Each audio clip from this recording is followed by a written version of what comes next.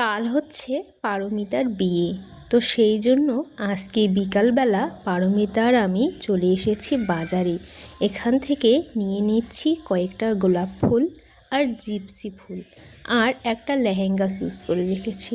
তো hi hello everyone, তোমরা সবাই কেমন আছো? তো আজ হলো পারমিতার বিয়ে, সেই জন্য সকালটা আমি প্রচণ্ড ব্যস্ত ছিলাম। তার সাথে যেহেতু আমি এখন টেইলারি করছি, তাই টেইলারির প্রেজেন্ট দেওয়া, তারপর বাদ বাকি বাড়ির কাজ করানো, এদিক সেদিক করতে আমার সারা সকালটা চলে গেছে।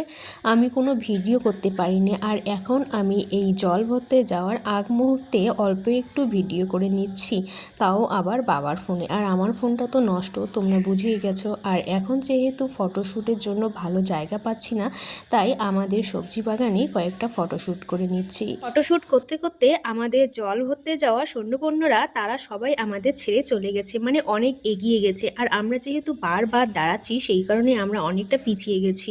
আর এখন দেখো আমাদের আশ্রমে পৌঁছে গেছি। আর এখানে হচ্ছে কয়েকটা ফটোশ্যুট, তারপরে হবে ড্যান্স। আর ডান্স করার জন্য বৃষ্টি বারবার সবাইকে ডাকছে, তারা কেউই আসতেছে না, কারণ আজকের এই স্পেশাল দিনটাতে কেউ নাচতে চাচ্ছিল না। আর বৃষ্টি হলো নাছোড়বান্দা, ও তো ছাড়বেই না, নাচতেই হবে।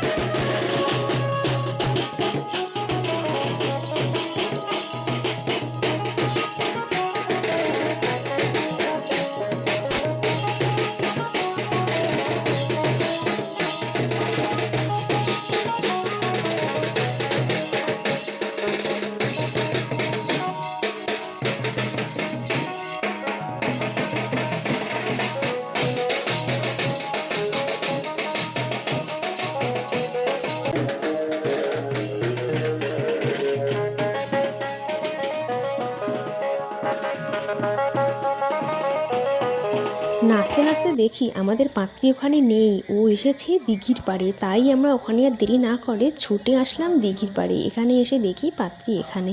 তো আর বেশি ভিডিও করতে পারিনি।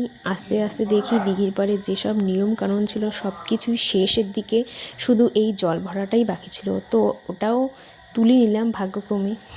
আর ইনি হলেন পাত্রীর ছোট সুন্দরী বোন। একে ছেড়ে সব দিদিরাই বিয়ে করে চলে গেছে শ্বশুরবাড়ি। মনটা বড্ড খারাপ হলেও মুখে কিন্তু হাসি। তারপরে আমরা সবাই মিলে একটু হাঁটাহাঁটি শ্যুট করে নিলাম। এখন বাকিদেরকে ওখানে ছেড়ে আমরা চলে যাচ্ছি বাড়ি। কোণে আর আমি, মানে পারমিতা আর আমি, যেহেতু ওর বিয়ের লগ্ন হলো সন্ধে 6টায়, তাই বেশি দেরি না করে চলে আসলাম। আর এইদিকে মা দেখো কাজ করছে।